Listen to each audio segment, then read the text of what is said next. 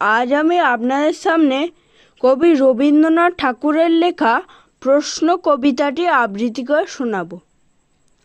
মা গো, আমায় ছুটি দিতে বল, সকাল থেকে পড়েছি যে মেলা।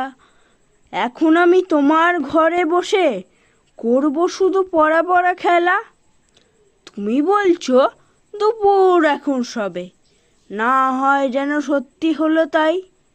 একদিনও কি দুপুরবেলা হলে বিকেল হলেও মনে করতে নাই? আমি তো বেশ ভাবতে পারি মনে, সূর্য ডুবে গেছে মাঠের শেষে। বাগদি বুড়ি চুবড়ি ভরে নিয়ে শাক তুলেছে পুকুর ধারে এসে।